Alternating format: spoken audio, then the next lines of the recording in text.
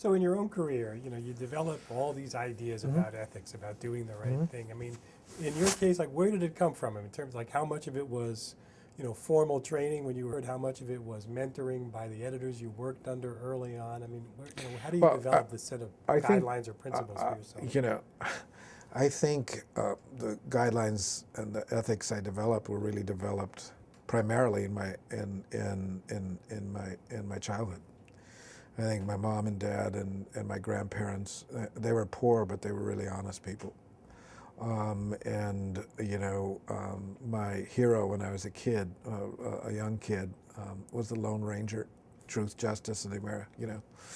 And he had his, trusty Native American friend. Unfortunately, his name was Tonto, which in Spanish translates to dummy.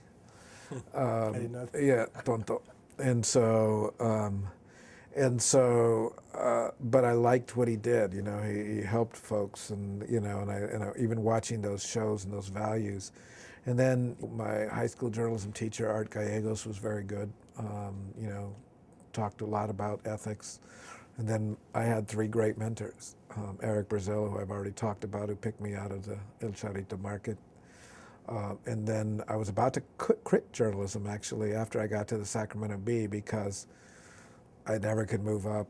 I was being, kind of like pigeonholed. I felt like, folks didn't respect me because I had come from the Fresno Bee to the Sacramento Bee, and the whole terrible hierarchy that occurs within news organizations. I know. I feel lucky that you're even speaking to me as somebody who's at the Modesto Bee. But you start thinking. I was thinking about that, and I had this guy named Bill Endicott, who's again, I'm supposed to have lunch with him on Friday. But Bill was the former political Capitol Bureau chief for the Sacramento Bee, and he just took me under his wing.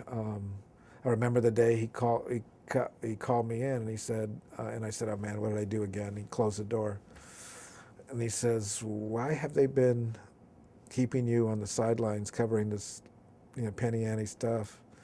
He goes, "You're really good." He says, So what were you covering? Politics. I was covering for Fresno and Modesto. And he says, "You're really good." He says, "You may be the best political writer in Sacramento." And he said, "I'm going to give you an opportunity. I believe in you."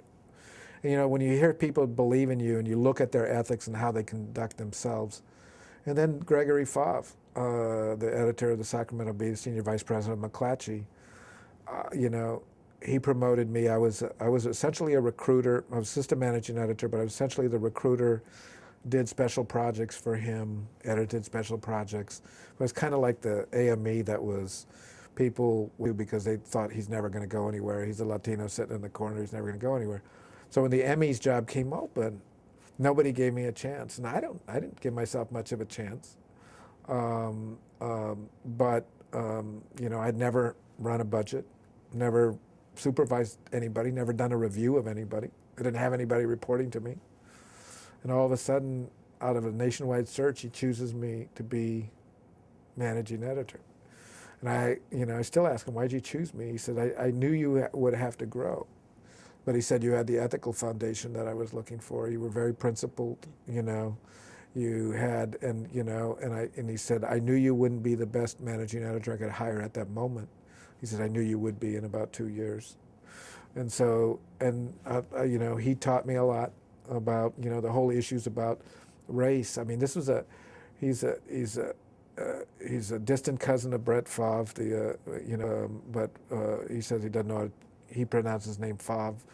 Brett cousin Favre. Right. Yeah, he pronounces his name right. And he grew up in Bay St. Louis, Mississippi, and Bill Endicott grew up in Kentucky, and Eric Brazil grew up on the other side of the tracks in Salinas, and why were these folks attracted to me? Why did they take me under their wing? And I think it's because we shared the same values, the same principles, the building blocks. We cared about people. We had passion for the business, and we had a lot of principles ingrained to us by our folks, and we talk about to each one of them. All of them had their real ethical values set in their young childhood, which is, I think, the same way that we, and then honed by the people you hung around. So I really do want to let you go, but can I ask you Sure. maybe to make this a last question? Just Yeah. I'm interested to know that once you moved into upper management, Oh, you start to get into the crossfire of like things that are good for the newsroom aren't necessarily good for the boardroom, and yep. did you those pressures? Were there any real pressures exerted on you that Certainly. resulted in ethics problems for the paper?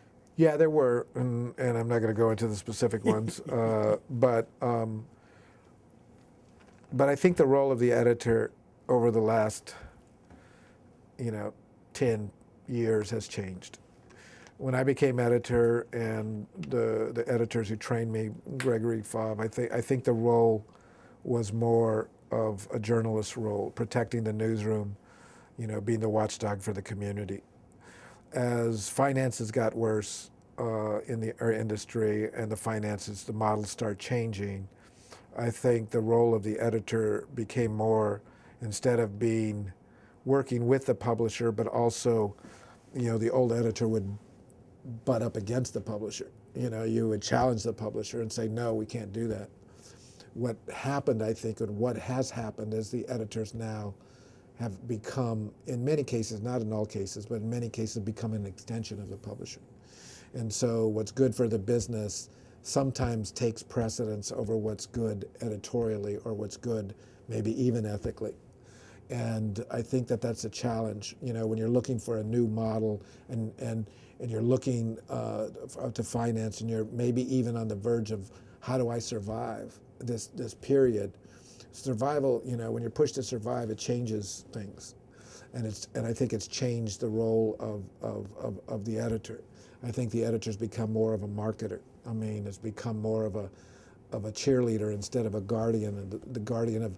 See, I saw my role really as being the guardian of the soul of newspapers. I mean, I actually did that was what I called a part of my speech, and I did for ASNE. I think, we were the protectors of the soul, the principles, the ethics, the community, what the community needed to do, and that we were supposed to push up against what, the business side wanted to do, and challenge them and have those discussions. Now I think, because of the pressures people are under, editors are more expected to acquiesce automatically instead of raising questions. And I think that over the long term will erode credibility, the credibility and the trust.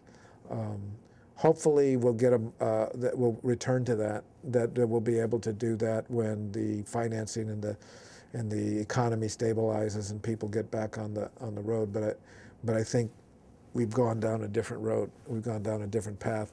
Could great editors of the past now, who were old curmudgeons who ended up fighting back against publishers and say, I'm not going to do that, could they exist today? In some organizations, yes, certainly, but in others, that's not the model. So should we be optimistic or pessimistic about the future of ethical journalism? I'm always optimistic, and just because, and what's giving me optimism right now is the students I work with. I mean, they're great students. I mean, granted, I get the cream of the crop. I get grad students and seniors that are really committed to journalism, but I am blown away at how principled they are, how they understand what the legacy of ethical journalism is, and that what they need to do to preserve that. It's made, when I first went over, I said, I'm going to go take a couple of years, go teach, and I'm going to go back into the trenches.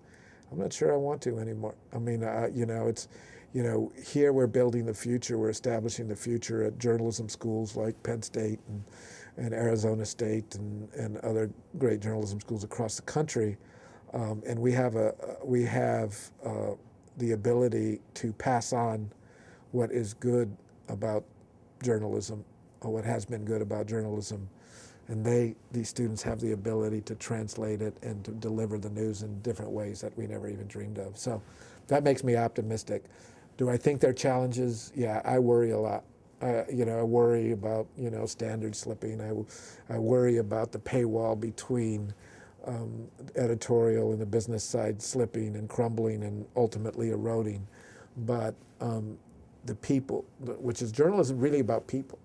You ask people to do extraordinary things and to write about people. And the people that I've worked with are giving me hope for the future. Great. Good? Thank you.